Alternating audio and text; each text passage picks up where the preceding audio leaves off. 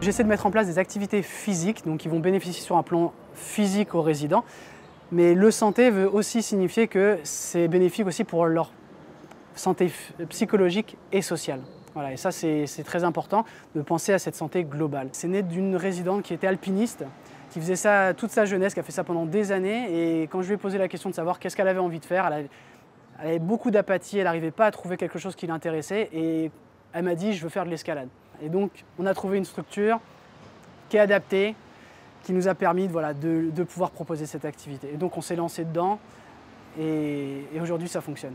Donc on a lancé l'activité, on est rentré dans cette salle, les résidents ont appris à la découvrir, et donc cette phase d'approche est très importante pour les mettre en confiance, surtout qu'on parle d'une activité qui peut impressionner. On fait un petit échauffement, un petit temps de parole, voilà, où on y va tranquille, on est en cercle, on papote, on rigole, et puis on enfile aussi ces baudriers qui vont nous permettre de nous accrocher, de nous sécuriser aux voies pour pouvoir ensuite grimper. Et donc ça c'est pareil, ça va rentrer dans les choses très régulières qu'on va essayer d'imprégner aux résidents pour qu'ils puissent se l'approprier, de penser tout le temps à s'accrocher avant de monter. Et donc après, une fois qu'on est sur la voie, les résidents ils vont commencer par découvrir la première approche, ça va être déjà de venir poser les mains. Et rien que ce petit exercice, il n'est pas forcément évident pour tout le monde. Donc il y en a qui vont plus ou moins vite, mais au fur et à mesure, du coup, ça finit par poser les mains, puis ensuite les pieds. Et puis du coup, on essaie d'apporter des petits indices aux résidents pour qu'ils puissent se faciliter la tâche. Les premières fois, les premières séances, c'est beaucoup d'affectifs, ils sont très impressionnés par ce qui peut se passer. Puis au fur et à mesure, on voit que d'une séance à l'autre, ça se relâche, ça prend confiance, et puis on sourit, on est plus décontracté et on arrive à faire davantage de choses.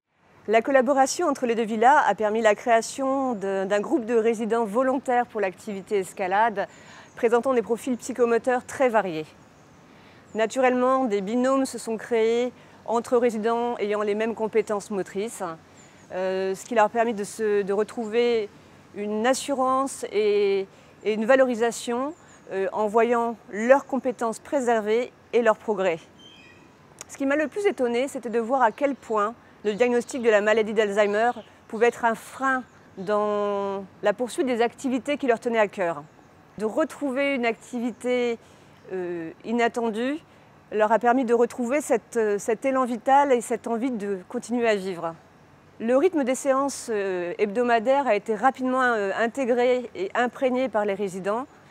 Et lors des interruptions pendant les vacances scolaires, il y avait une grande impatience et il arrivait régulièrement que les personnes viennent nous voir en disant « mais on n'a pas rendez-vous, quand est-ce qu'on retourne à la montagne ?»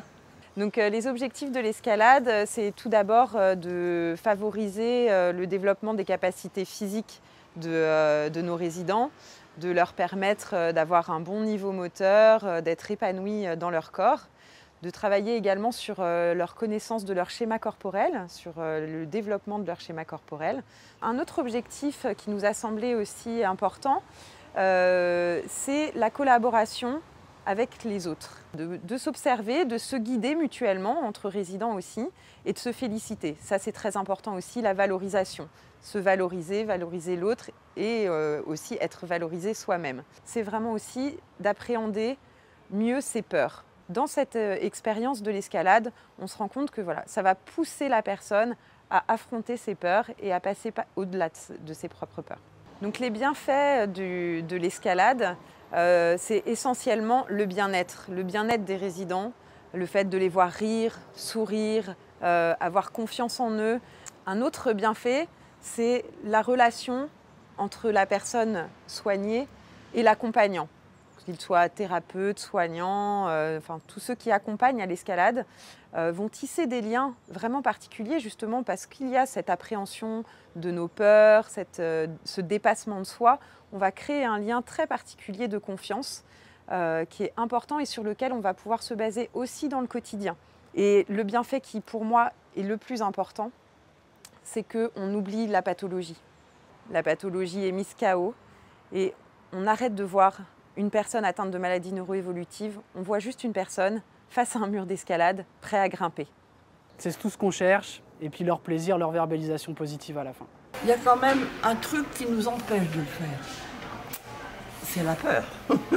J'ai eu la trouille et puis j'y suis allée quand même. On m'a discipliné mes pieds pour les mettre correctement. Et c'était plutôt bien aujourd'hui que l'autre la dernière fois. Oui, c'est comme si on était à l'école et qu'on fasse mieux, quoi. Hein? Ça nous fait du bien tout ça. Ça développe la volonté en prenant du plaisir. C'est vrai que de prime abord, on pourrait se dire que l'escalade, c'est pas adapté, voilà, et ça marchera pas avec des résidents, on peut pas leur proposer ça. Ils sont plus en capacité de le faire. Et ben moi je dis que non, voilà, il faut essayer et on se retrouve à faire des choses auxquelles on pensait pas à la base et qui fonctionnent. Voilà, ça marche.